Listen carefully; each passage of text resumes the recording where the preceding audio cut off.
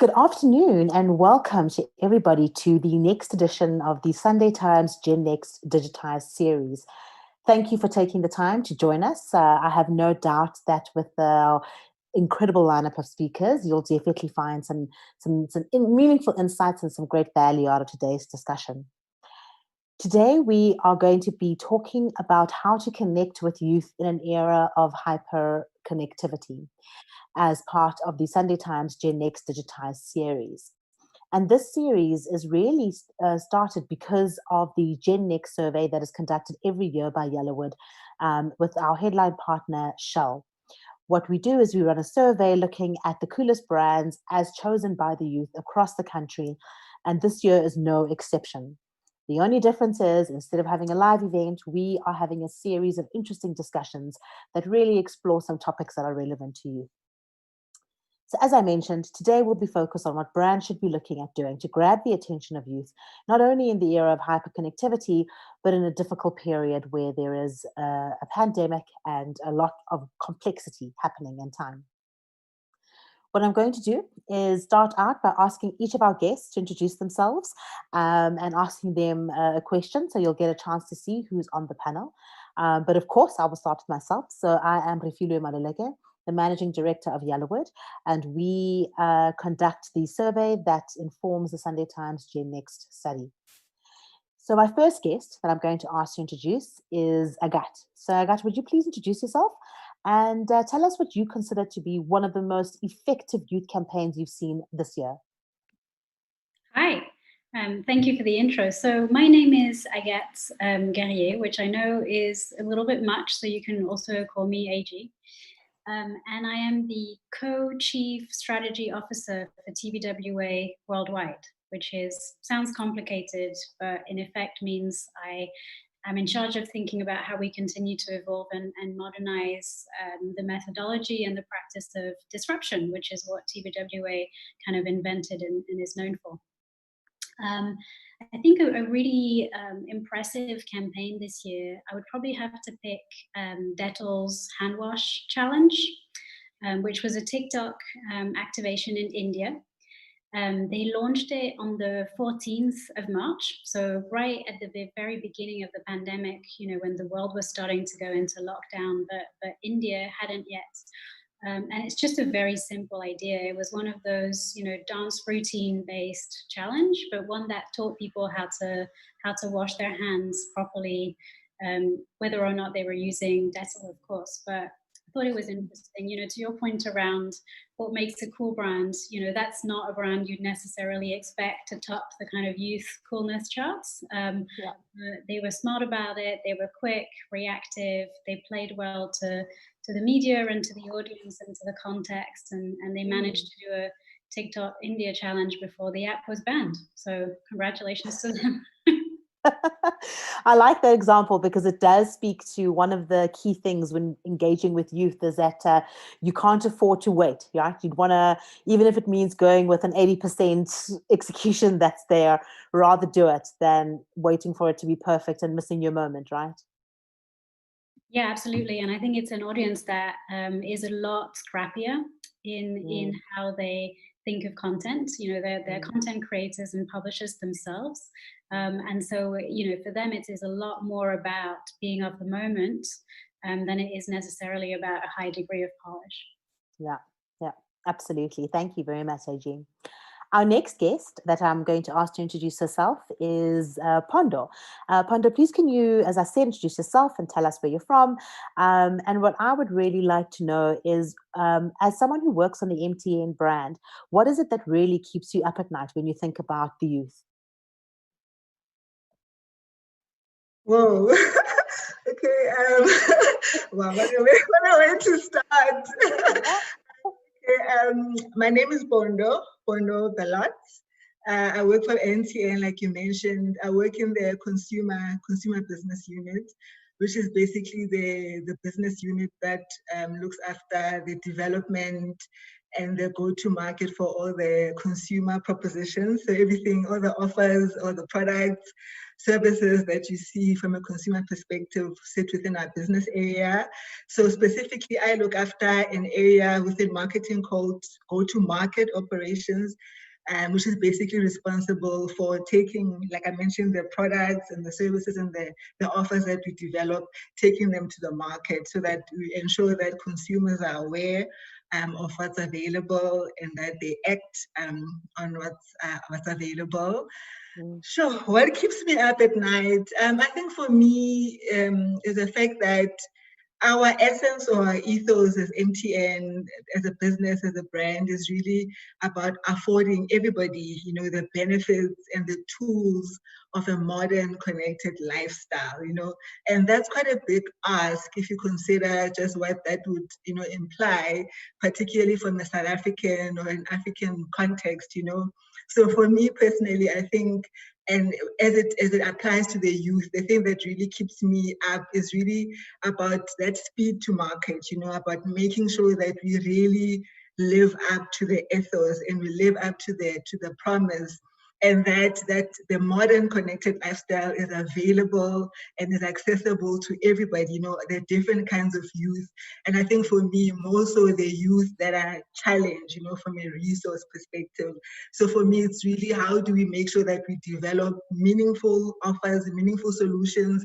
How do we make sure that those solutions are affordable and they're accessible to everybody? And for me, from a go-to-market perspective, it's really about making sure that as those kinds of innovations and solutions that we come up with, as they become available, we quickly let the youth, we quickly let the market know about them and help them navigate how to use them and how to access them. That is really for me something that I'm passionate about, that keeps me up at night, but it also keeps me challenged and it keeps me excited. That is very inspiring, right? We would fundamentally change our country if MTN can actually make that a reality. So I'm gonna hold you to that, and I hope everybody else will too. Yes, we are committed. We are 100% committed to that promise. Okay, all right, great. Thank you, Pondo. And I'd like to introduce my final panelist. And if there's nobody else you listen to today, I think she is absolutely the lady you should be paying attention to. Tanith is one of the members of our junior board of directors. So Tanith, I'm going to ask you to introduce yourself. And please, can you tell us about a brand that has really stood out for you this year, and what was it that they did that made them stand out?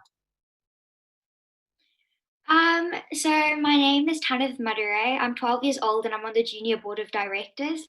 I'm from South Africa, Johannesburg. One of the brands that have really stood out for me this year would have to be Nike, because I feel they represent diversity really well, and certain campaigns that they have really resonate with me. In terms of everything that's happened this year has been quite a lot for me to take in. I feel what they've done with it is quite impeccable. That's a fantastic answer, and I really do want to come back to the diversity point. But before I do, I'd like AG to tell us a little bit about actually what is hyperconnectivity. What does that really mean? What does it really mean? That's a great question. I mean, I was just listening to the radio earlier today, actually, and the show was about fake news, and there was this person who was talking, and he was a historian of rumors, which I already thought was fascinating that someone studies the history of rumors. Wow. He was kind of explaining that there's this notion that fake news was created and facilitated by the internet, but actually, it goes back much further, and basically from the invention of the printing press. From the invention of universal knowledge, we've created the possibility for people to think that they know more than they do, which I thought was fascinating. Sorry, I'm coming back to your question, don't worry. I think the thing with hyperconnectedness is, again, there's a temptation to think that this is purely a product of, what we're calling new technologies. They're not so new anymore. They're a good, 25, 30 years old now. But I think the reality is connectedness and hyperconnectedness is a human feature. We're social animals. We really only exist and function, and the reason we've succeeded as a species is we are networked and connected, and we organize ourselves in societies with a certain dose of division of labor based on skills, et cetera, et cetera. So I think hyperconnectedness is part of what makes humans humans. I think what's accelerated through technology and through digital media, etc., is quite how pervasive that is. You know, there's a term that's often used to speak about younger generations, which is that of fluidity. You know, fluidity of gender identity. But I think that there's also a fluidity of connectedness.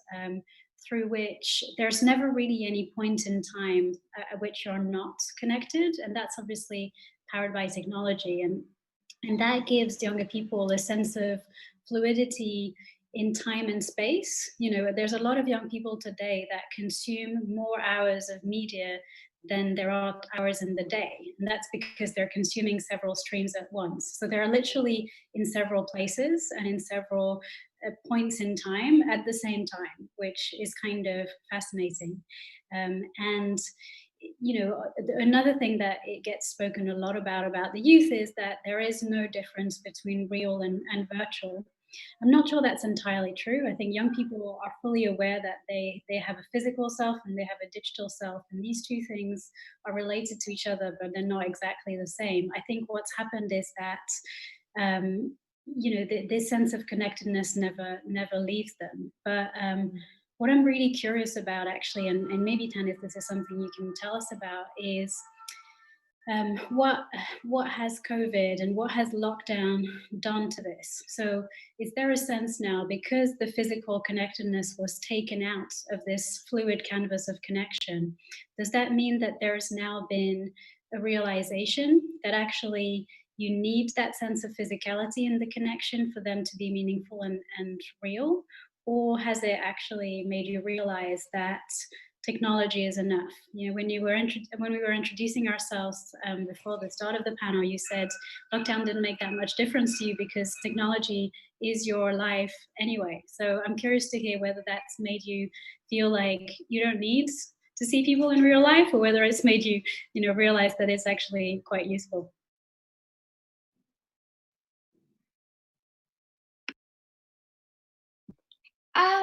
So obviously technology has always been a big because that's always there.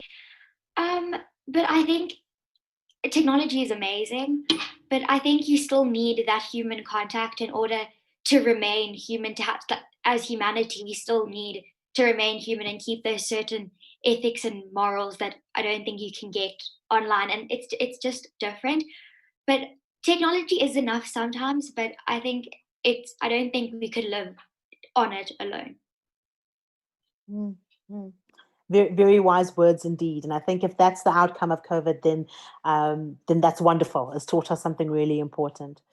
And Tad, while I'm with you, I'd like to revisit the comment you made about why it is that Nike's connected with you, right? So they focus on diversity, and chat a little bit about a lot of the trend or social movements that have been happening recently, right? So whether it's Black Lives Matter, whether it's the focus on climate change that has been driven by, I think her name is Greta, or in South Africa, there's a femicide challenge going on right now because it's a big issue that we have in our country. How engaged are you and your friends on this? Are they topics that you actually discuss? So considering everything that's happened in 2020, my generation and other generations who are disruptors, brands appeal to us when they are socially conscious, and which makes us feel like our voices are being heard. So as an example, one thing that was very important to me, 2 weeks ago, I started a petition basically expanding our curriculum in terms of giving us a deeper understanding of our history, and most importantly, equality in equal access to the internet, so that education does not form part of the digital divide. So that's something that was quite important to me. And think that because certain brands have addressed that, it makes us feel that the world we will inherit soon is like it's going to be our world. So it's nice when brands understand that we are not just kids and we have a voice, and yeah, so they're willing to show it to us. Sure. Wow. That's incredible. I'm deeply impressed, and I'm not sure I've done something so useful this year. Forcing me to think a little bit about my own actions.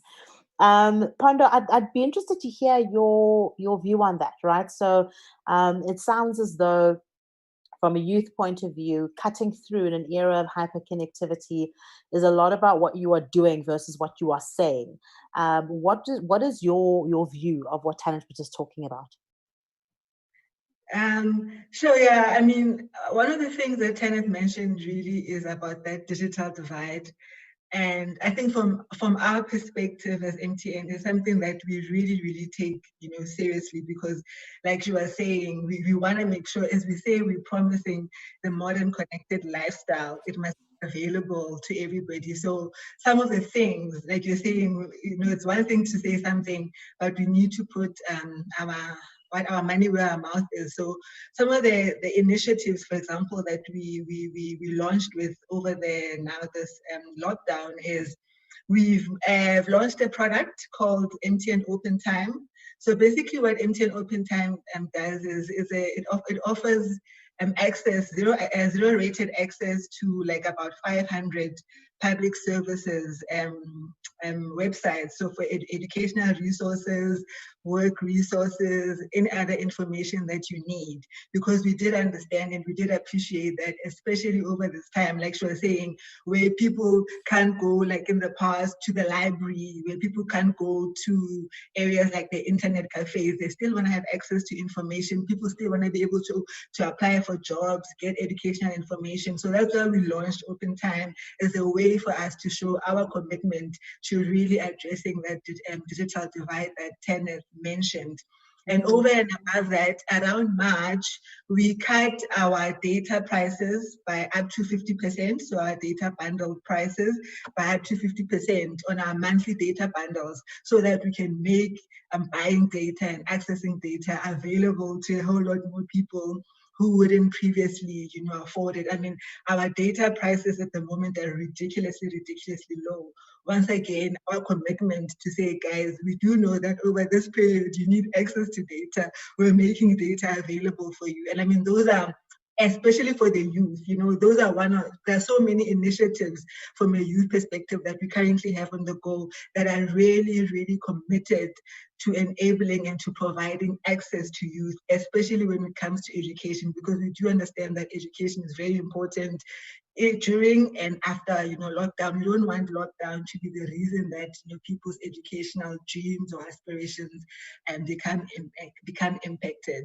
So, I mean, as an ecosystem, as a whole, from a retail perspective, there are so many offerings that we put in place to ensure that the one thing that really you shouldn't have to worry about is data. We're trying to meet our customers halfway, and we're saying there's so many, I mean, Wi-Fi options, on home connectivity options, mobile solutions. I mean, there's a plethora of things that we introduced specifically over this period to really do try and address that. I'm with you. And I got so if we go back to you for a moment, Pondo and both Pondo and Tanit were talking about really making a difference in people's lives as a way to cut through in youth, right? So what is it that you are doing as a brand that's going to make a fundamental difference in people's lives as a way to cut through? Can you chat to me a little bit more about what other trends that you think brands can capitalize on when it comes to cutting through with youth in this era of hyperconnectivity?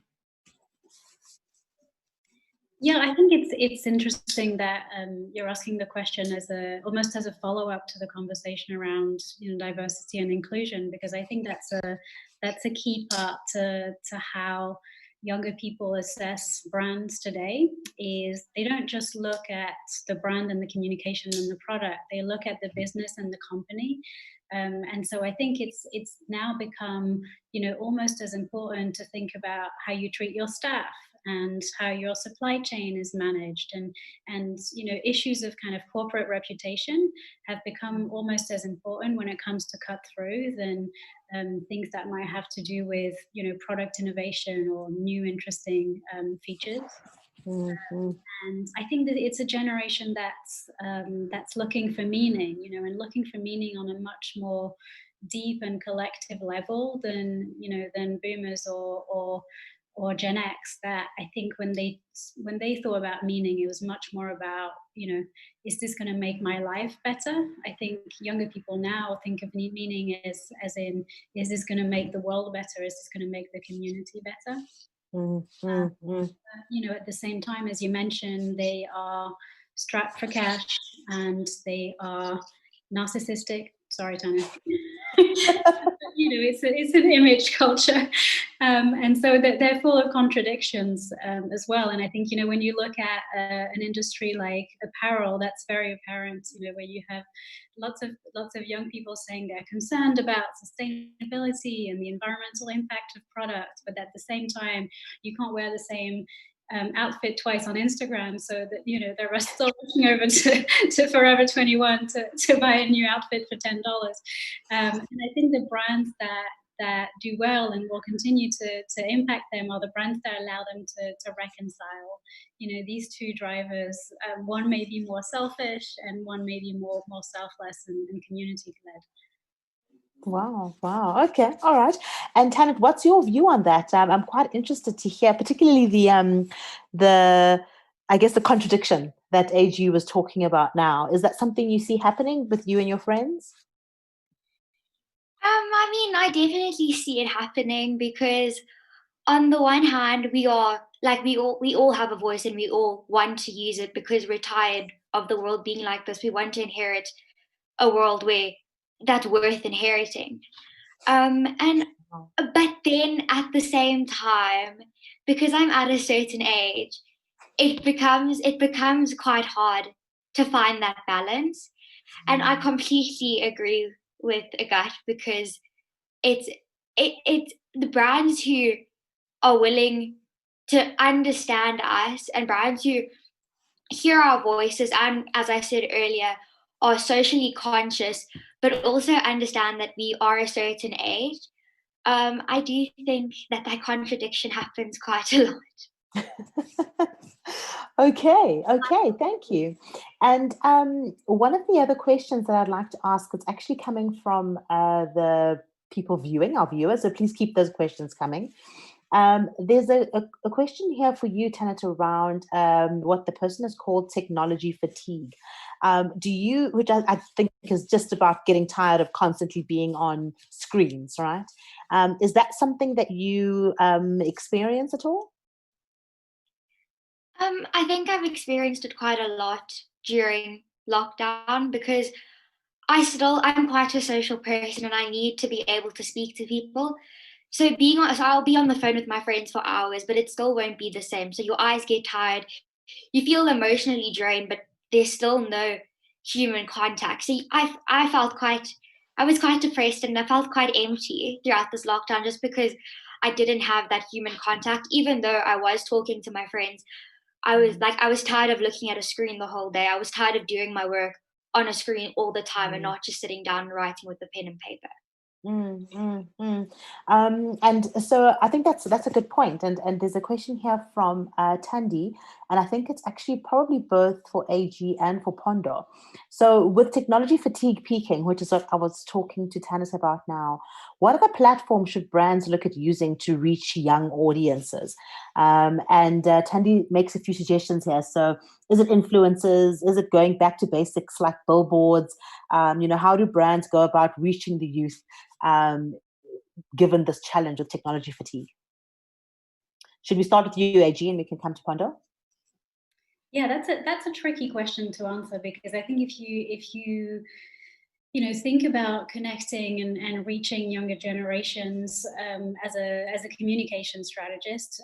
You're going to go straight to digital platforms, and I think you're going to have to think carefully about how to orchestrate that. I think, connecting with an 18 to 25 audience is fascinating because there's just no simple way to do it. Media consumption is very fragmented, so you're going to need to orchestrate a complex story across your own channels, across some paid media, mostly in digital, across some partners, ecosystem, etc.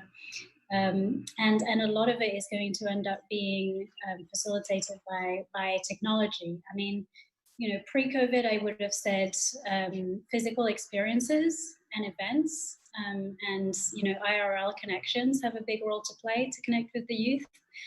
Obviously, that's a lot harder to engineer in these days, but I don't know. I think it's maybe as well about thinking about the cadence and the volume of communications, as well as the location of the communications, if you want. So I think, technology and mobile and digital media is probably going to remain the best place to connect with this audience. But if you're thinking about the context of technology fatigue, and I would say as well, probably consumption fatigue and marketing fatigue, maybe the solution there is to think about how you might maybe speak less often but more meaningfully, rather than kind of blanket always on communications that I think tire people out and make people immune to your brand as well to an extent. And Pondo, I'm quite keen to hear your answer on it, and perhaps if we can expand on that question by also thinking about what is it that you need from your partners in helping you to navigate a landscape where your consumers are increasingly dealing with technology fatigue.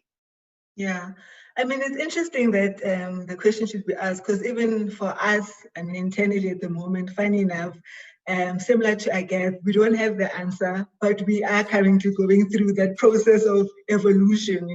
We are exactly bang in the middle of that conversation where in April, to try and talk to anybody else when you're talking about youth, to bring up any other conversation beyond just digital. I was like, what are you talking about? Why waste money doing all these things? These people are only on digital. But the conversation has shifted tremendously, as we said today, because we've been forced to expand our ecosystem or our communication blueprint with the youth, as you call it. So how we've tried to approach it, I think, from our perspective, is we almost like have a dual plan, So the one plan is really an ambitious one, where we know that I think the one opportunity that, and I think the opportunity that the lockdown is going to present for us is for us to, I think even the youth, like Tanith was saying, is going to be that much more reachable outside of technology, whereas at the moment they wouldn't hear you anywhere else. So I think we're quite excited that, finally, now we're going to be able to find them on the ground. Now they'll be much more sociable, as opposed to if you're not talking to me on my cell phone, I'm not listening to you. So from our side, we've looked at it in that perspective to say we need a plan for when that opportunity comes to fruition, to say when it's ready, we must be out there and we must be ready to implement that plan. At the same time, I mean, we are looking at other media, or rather, like Agatha was saying, how we use our social media or our technology media better, and definitely understanding that as it stands today, our reality today is that's still where we're going to find them. But we've partnered with a lot more people now, even outside just of the technology space, to say within some of the interesting things that you're doing, like, for example, eventing, where eventing is no longer just being in a physical space. How do we then partner with event partners, but from a technology or from a digital space? So I think that the most important learning for us has been that we need to have dual plans, we need to be agile, we need to be flexible, because I think all of us are learning, all of us are having to iterate, as we go. Some things we've been getting right, some things we haven't really gotten right, some things we know that we're going to get right because of the opportunity that the lockdown has presented. So I'm personally looking forward to really be able to have multi-access to the youth. Even I'm tired of being forced to say, if you only ever want to talk to the youth, talk to them on the phone. So I'm excited that now I'm going to be able to talk to them in other ways. So I'm really looking forward to that.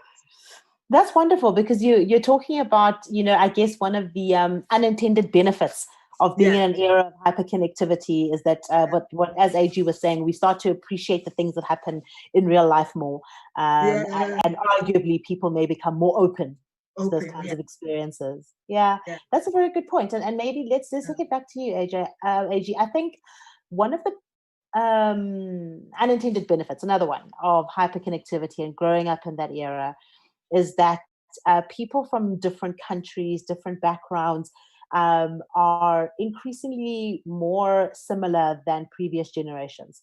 So as an example, if we were to think about baby boomers as the older generation, because the lived experience of a baby boomer in America versus Europe versus South Africa would be so completely different, there are probably more things that pull them apart. But the benefit of hyperconnectivity, we're exposed to the same trends and influences and all those kinds of things. So there's probably more that brings us together than divides us, which would arguably make attracting youth for big brands that span countries like MTN easier. Are there any other of these kinds of unintended benefits that you've come across in your research or in the work that you've been doing, AG? Unintended benefits. I mean, I think there's an interesting one which aligns with what you were just saying, Rafilwe, which is around the kind of realization that the bigger challenges that we face are global. If you think about the pandemic, in a way that's been the great leveler, right? Because on the 2nd of April this year, whether you lived in Cape Town, Chicago, Paris, or Beijing, you were inside your house watching the news and trying to flatten the curve. So that's a big kind of universal experience. I think millennials and Gen Z probably were already more aware of this than Gen X and boomers. A lot of it is due to their focus on climate change and how big of an issue that is for younger generations. And again, that's a global challenge that needs to be solved globally. I mean, I think it's interesting because on the other hand, for example, if you compare millennials to Gen Z for a while, actually Gen Z do not see themselves as global citizens to the same extent that millennials do. I think they feel more connected to local communities. I think there's probably also just a maturity and disposable income factor that comes into play, which is that these are people who probably have traveled less or don't have the financial means to project themselves into traveling. But there's an optimism among millennials and a sense of being citizens of the world that I think Gen Z either have lost, or they're just actually a little bit more mature than us, and they've come to realize that globalization didn't fulfill all of its promises, and a lot of the non-positive unintended consequences of globalization are actually wealth disparity, and actually maybe we need to pull back on some of that kind of financial deregularization. That's really interesting. That's a really interesting point in terms of the promises that have been, I guess, unfulfilled, if you want to look at it that way. And Tanit, you actually spoke about that earlier. You were saying you want to inherit an earth worth inheriting, which I think is probably the quote of the entire session. So when we think then about that, right, about the unfulfilled promises and wanting to inherit a society and an earth worth inheriting, when brands do start to talk about some of these bigger issues, right, whether it's social issues or whatever, climate change, etc., is that something that you are comfortable with? I'm talking to you, Tanit, and are they brands that when they do it, you really don't connect with it? I'd like to understand, what's your view around that? So as I said earlier, brands that are socially aware for me personally, and also my generation and other youth generations who are disruptors, we find it appealing when brands almost advertise to us that our voices are being heard. But I think that the most important things that brands can do is be authentic. So don't say one thing and then go and do something completely different just to try and to establish a bond or a relationship with the youth. So brands who inject authenticity into their advertising will lead. So yeah, I think it's quite important if brands are going to be socially aware that they're authentic about it. Pondo, I can see you nodding your head vigorously there. What's your view on that? No, I am nodding my head because I 100% agree with Tanner. And I suppose for any brand, that's probably, one of the hardest things, to do. I think from an intention perspective, I think most brands are really good corporate social citizens, and the intention is always there. But I think communication or marketing is such a tricky, subjective, field that, sometimes you might think that you're being authentic, you might think that you're credible, but then, when it lands with the receiver or the audience, it might be interpreted, the way that you didn't intend it. So I think I 100% agree with what Kenneth is saying, and also what I'm trying to say, that is probably one of the trickiest thing that you can achieve. But like she was saying, once you get it right, then the world becomes your oyster. I mean, inspirational brands like Nike, where they've taken the time and they've built it up through generations and generations, that now it's become easily part of that DNA. Like earlier on you mentioned, I think it was Agatha who mentioned that then it becomes part of the business as a whole, in terms of the people internally, in terms of the processes, in terms of the entire value chain. So I think for us, from an MTN perspective, particularly when it comes to youth, really the thing that we're currently focusing on and the thing that we're really working hard on is really to find that sweet spot, that would enable us to really start developing those authentic but also meaningful relationships and the conversations with the youth.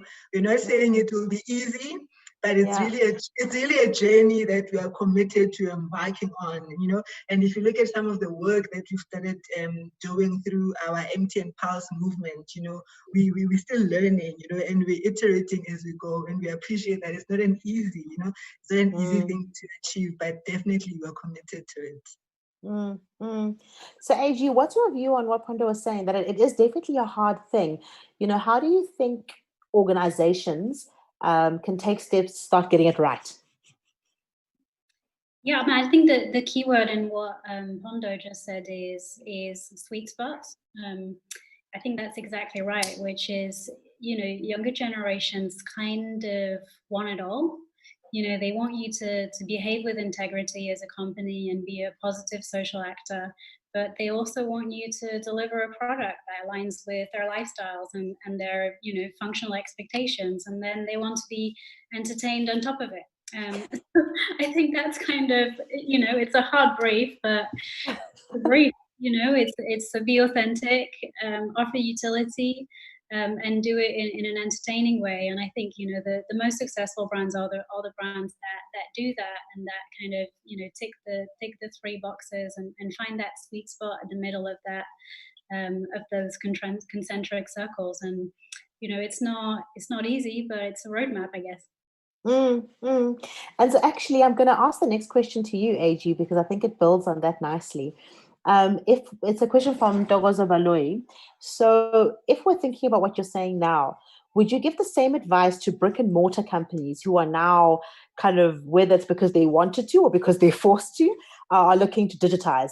And if they want to appeal to youth in this digital space, because brick and mortar is so challenged in these conditions, would you give the same advice, or would it be different in any way? I think it would probably be the same advice, but at the same time, what would I say? I mean, it's interesting because it's hard to answer overall. You know, I think it's very specific based on which geography you're in and which country you're in. But one of the things, for example, that's really fascinated me over the last few months is the return of Walmart. You know, so I don't have the exact stats in mind, but if you look at all the new people that have started doing their grocery shopping and their shopping generally online during the pandemic as a result of lockdown, Walmart has managed to capture a disproportionate proportion of these new shoppers versus Amazon. You know, which is not what you might have forecast, you know, before all this. And I think they managed to do this through a lot of the strength that they have built from being a legacy company and from being a brick and mortar first retailer, which is people trust them. I think they are, you know, more of a brand than Walmart, than Amazon is. I'm sorry, I think Amazon is seen as a technology platform rather than necessarily a brand that has meaning in people's lives.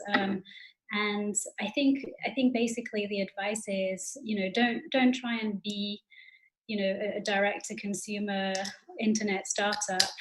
Build from your strength, build from your relationship, build from your culture of service, and just think about ways in which you might differentiate and offer relevance.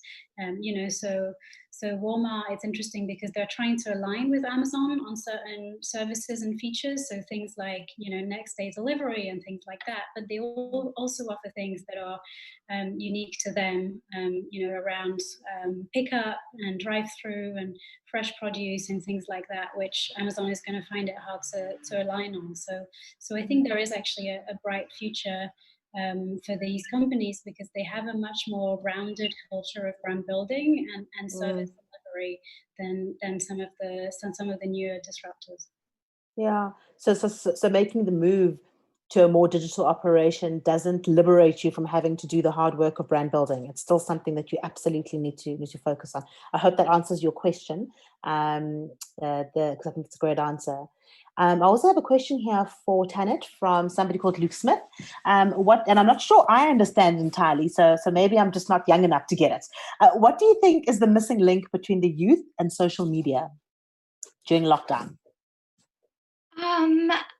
The missing link, I think that's kind of a hard question to answer because everyone has different perspectives and different opinions on social media and using it as the youth. But I think the missing link is more like just the feeling when somebody. So I'll talk to my friends on whatever platform, but it still won't be the same as talking to them in real life, even though we'll be still speaking to each other. It's just, as I've said before, that human contact, just them being in your presence. I think that's what social media is missing. It's lacking humanity. I think that's what we lack, and we hide behind a screen, and you're not really face to face. So I think that's what social media is lacking. But I'm sure with time, it will come to the point where that human contact comes into it. I think that's a massive point, and I think that's probably one of the questions that I'll ask then to our seasoned panelists here. Tanit is talking about this lack of humanity, right? That the thing about social media specifically is that it lacks humanity. What's your view on that and the role that brands can play in addressing that? And Pondo, let's start with you perhaps. So yeah, I do agree and understand where Tanit is coming from. And for us, we really worked hard even during lockdown. Do you know what I mean? And I think one of some of the earlier challenges, for example, we had, particularly when lockdown was still on level 5, was do our stores continue to operate or do they shut down? You know. And it was really challenging. You know, sometimes you take it for granted, like, you know, it's a cell phone and everything, you know, everything that we sell is really about digital. Surely people shouldn't really care that the store is opened, you know, like, because, you know, but like really people wanted the stores to be open. Do you know what I mean? So, and because people still, even with us, and even though we sell telco, we sell technology, the amount of even calls, for example, to our call center that are coming in, and the feet that we still, obviously it's not as much as before lockdown, but the amount of feet or traffic that's still coming to our stores, I think has further confirmed that, I think more than anything as businesses, we need to be adapt to the new normal, because we do know that there is going to be that new normal that's going to require people to be more at home or more working offline. But from our perspective, we can't completely shut down, So we've had to work extra hard and put in more effort and putting in a bit more resources to ensure that people can still come to the store. The people that do want to have that face-to-face engagement. We do have our agents that are on the ground, particularly in your mass and your emerging areas, because we do know that particularly in those segments, in those target audience, that interaction, even if I'm buying 5 Rand airtime, I still want to be able to go to someone and buy that 5 Rand airtime, that 10 Rand airtime. So we've continued to make sure that our agents are on the ground. And from a call center perspective, even though our call center team is obviously working from home, but the team, our technology team, our IS team is really working hard around the clock to make sure that they've got the tools that enable them to continue to offer that support for the people that do really want to call in and talk to people, So we've tried to find that balance to make sure that from a tech perspective, we are adapting by providing work from home solutions, study from home solutions, but from a people and from a human perspective, like Tanya was saying, we've also worked really hard to make sure that that's also still continues to be in place. And AG, I'd like you to answer the question, but with a slightly different pivot. So a big part of humanity, right, is vulnerability. That's really what allows you to feel and show up as human. How do you think brands can demonstrate some vulnerability in order to make themselves, more human, I guess? Oh, you've just hit on my favorite pet subject of the world. So I was going to get 45 minutes of Job done. Thanks. That's something I personally feel really passionately about, and I think it's something creative industries really struggle with at the moment. I think there's a general convention, which is that brands should only ever stand for positive things, and only tell positive stories that end well, etc., etc. And I think that's kind of denying, the majority of the human experience. Yeah. And I think it's very important that brands start to reclaim, I'm going to get all philosophical, but the part of darkness without which there can be no light, and no solution. There's no solution without a problem. If you only set the problem in functional terms, you're not really setting the problem. I think there's few brands that do it well. I actually have an interesting example. I thought Netflix did a good job of this in the beginning of lockdown. They turned over their social media channels, and in particular their Instagram stories, to kind of mental health conversations. So they had a lot of their youth celebrities, the talent that's in the shows, host a Q&A with a psychiatrist or, a social worker talking about, people suffering from depression and what it might do to you to feel really isolated because you weren't able to see your friends physically and stuff like that. And I thought that was really brave, especially at a time where they could have just pushed their shows. People were sat at home with nothing else to do than watch TV. So, they could have gone really commercial and just gone right. But they chose to turn over their feeds to talk about how hard the experience was for a lot of the audience. And I thought that was really brave. So yeah, I would love to see more of this in the world. Oh, you've heard it. Let's be more vulnerable and allow our brands to be vulnerable. So with that, I'm going to ask a question that I actually think is applicable to all of you. But Tanit, I'll start with you. It's from Taryn. And she's saying that, as a marketer, she does agree that it's a missed opportunity not to tap into all these different marketing platforms and social media platforms, etc. But as a parent, there's a concern that sometimes brands cross a boundary, right? They cross a line between what is appropriate and what isn't. Do you think that sometimes happens, right? That do you sometimes see brands crossing a line between showing up and engaging with you versus being invasive or offensive or just crossing in any kind of boundary? I think that it's because I'm not proper youth. People who are older than me are youth. What does that mean? So I think if they are trying to engage, it's hard to say, because for someone like me, I love using my voice and I love speaking out, and I want to be a disruptor. I want to change the world.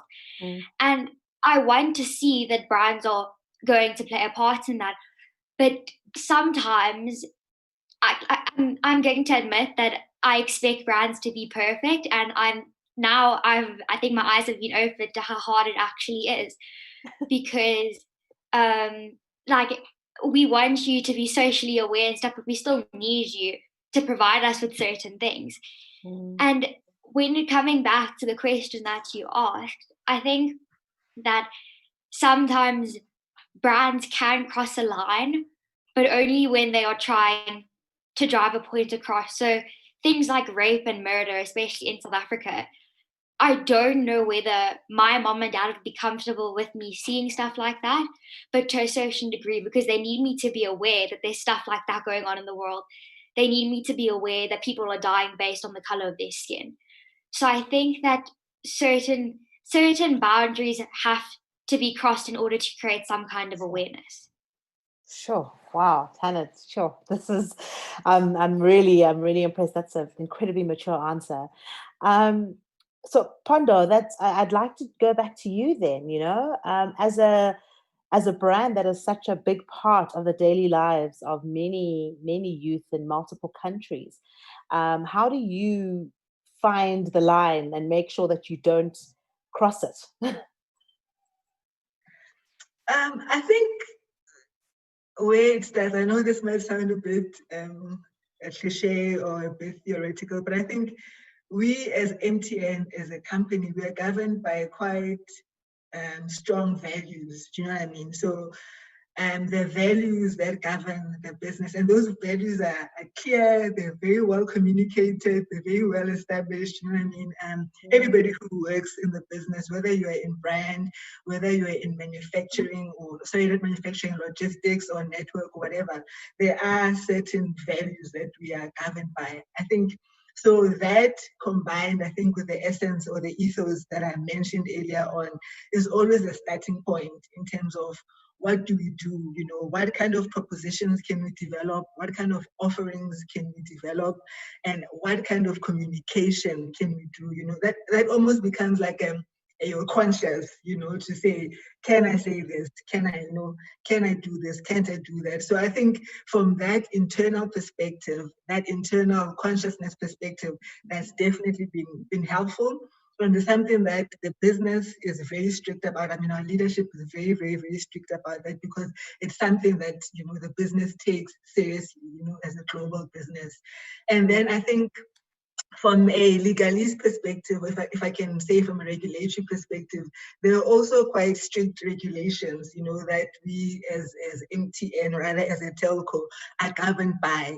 So that almost becomes like the second layer that governs how we communicate and how we do things.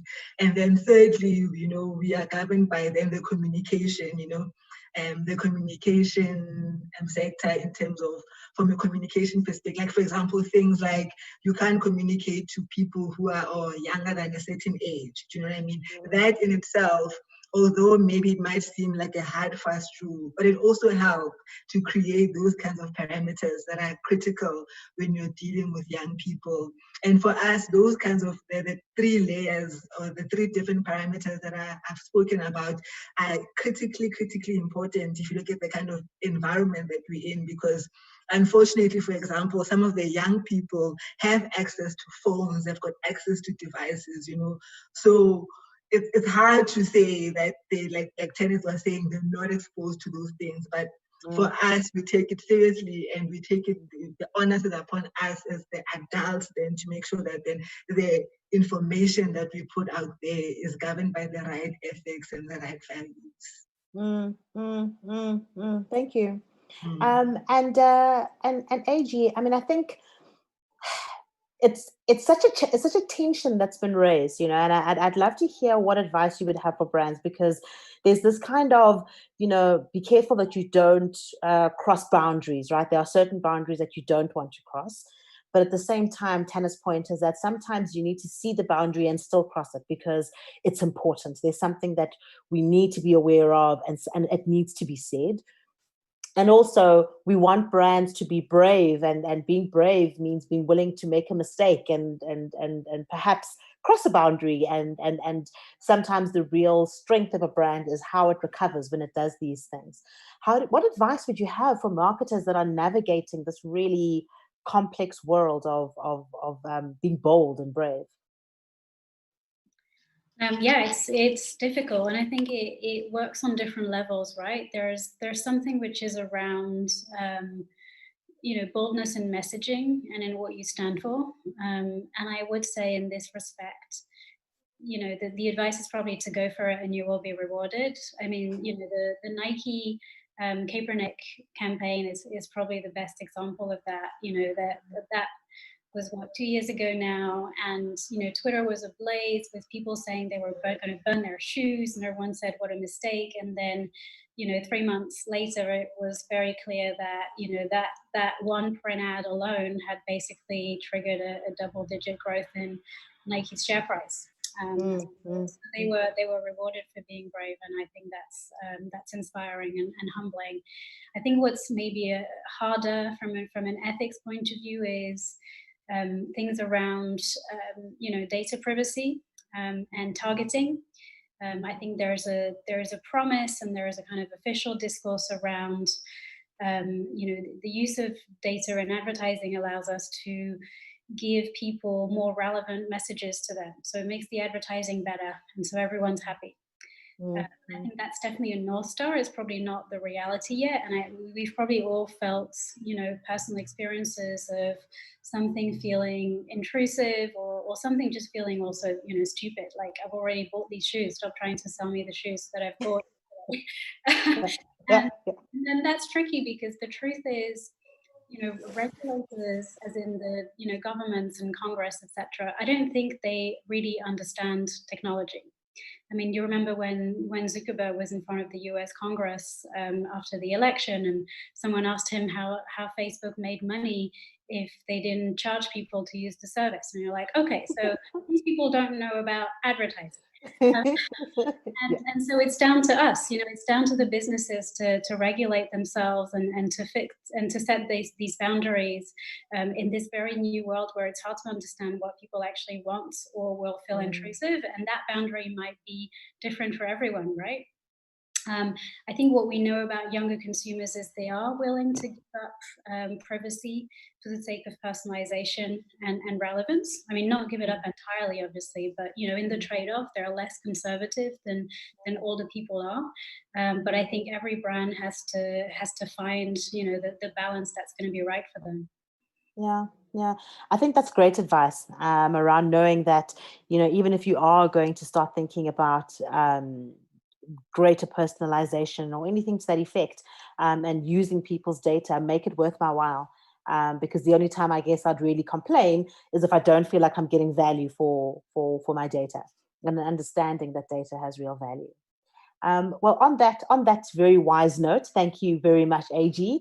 Thank you very much, Pondo. And thank you very much, Tanith. Really appreciated having you three ladies here today. And feels like a wonderful way to kick off what is Women's Month in South Africa, having an all-female panel. So thank you very much. And thank you very much to everybody who's joined, for asking questions, for engaging. We really do appreciate it. And thank you to our partner, Shell, and to Sunday Times, and of course to Yellowwood as one of the partners of the Digitized series. And hoping to see you guys soon. Thank you.